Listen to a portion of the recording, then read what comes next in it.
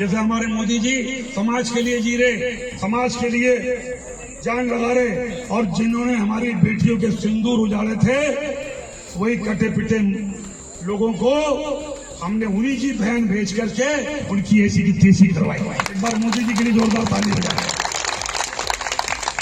उन्होंने कपड़े उतार के हमारे हिंदुओं को मारा, और मोदी जी ने उनकी बहन को उनकी ऐसी की तेजी करने हमारे जहाज से उनके घर आए।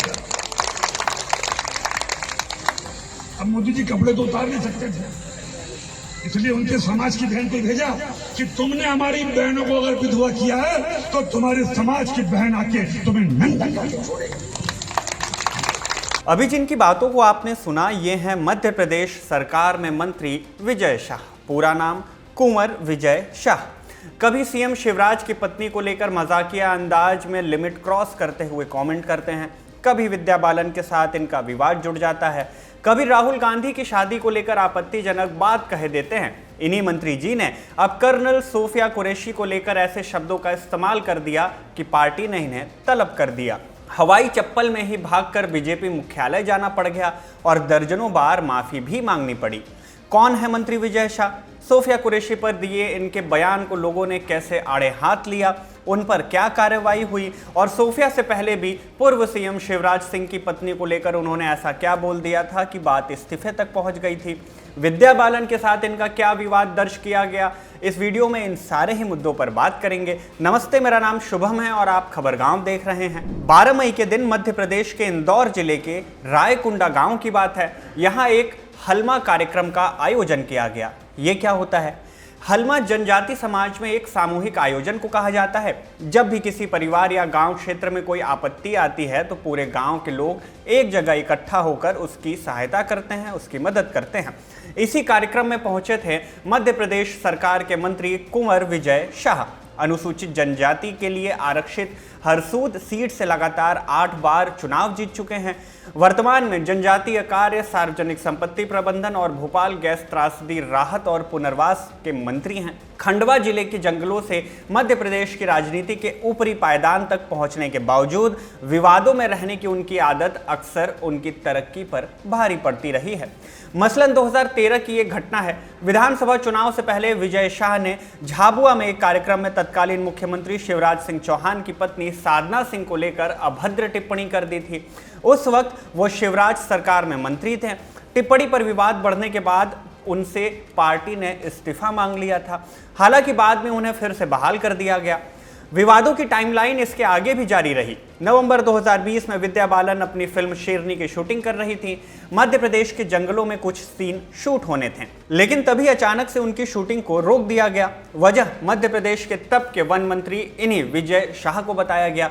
मीडिया रिपोर्ट के मुताबिक आरोप लगाया गया कि विजय शाह ने विद्या बालन को अपने साथ डिनर करने का न्योता भिजवाया था, जिसे विद्या ने रिजेक्ट कर दिया था। इसके बाद फिल्म की शूटिंग को रोक दिया गया। हालांकि उस वक्त मंत्री जी ने ऐसे सभी आरोपों से अपना पल्ला झाड़ लिया था। ऐसा ही एक मामला 2022 का भी है।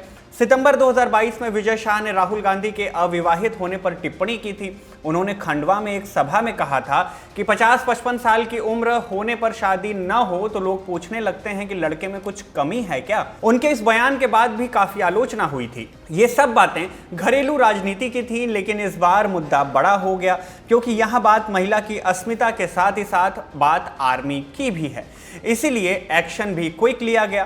क्या हुआ? दैनिक भास्कर ने रिपोर्ट किया कि कर्नल सोफिया कुरैशी को लेकर दिए बयान पर भाजपा राष्ट्रीय नेतृत्व ने संज्ञान लिया।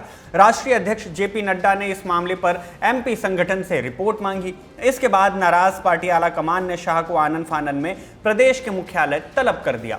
प्रदेश संगठन महामंत्री हितानंद शर्मा ने मंत्री शाह को मिलने बुलाया तो वो हवाई चप्पल में ही पार्टी कार्यालय पहुंच गए।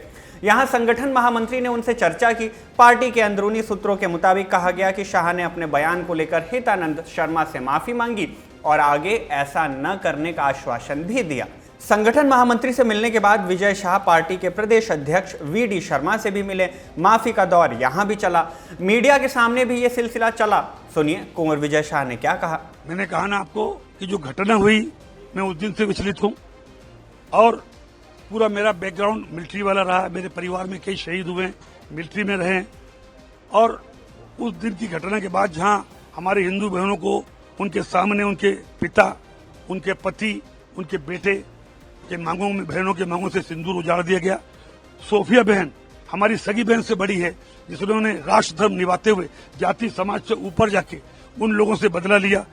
वो बहन हमारी सगी बहन से महत्वपूर्ण है और मेरा ना तो ऐसा कोई मन था ना इच्छा थी, और उसके बावजूद अगर जोश में कोई बात निकल गई हो और किसी को बुरी लगी हो तो मेरा ना उद्देश्य था। फिर भी अगर किसी को लगी हो तो मैं दिल से एक बार नहीं 10 बार माफी मांगता। पॉलिटिक्स की जड़ में जाएं तो विजय शाह कई विवादित बयान दे चुके हैं, लेकिन कार्रवाई न के बराबर हुई। ऐसा क्यों?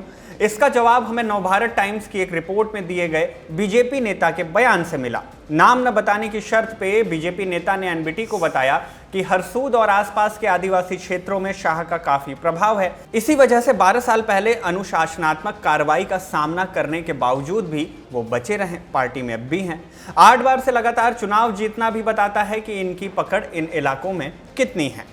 बहरहाल, शाह के बयान के बाद ही उनके खिलाफ विरोध प्रदर्शन तेज हो गया। इंदौर में महिला कांग्रेस ने मंत्री विजय शाह का पुतला जलाया। सेवा दल ने कर्नल सोफिया कुरैशी और विंग कमांडर व्योमिका सिंह के पोस्टर का दूध से अभिषेक किया और मंत्री विजय शाह से तत्काल इस्तीफा देने की मांग की। वहीं कांग्रेस पार्षद यशस्वी पटेल ने घोषणा की है कि वे मंत्री शाह का मुंह काला करने वाले को 51,000 रुपए का इनाम देंगी।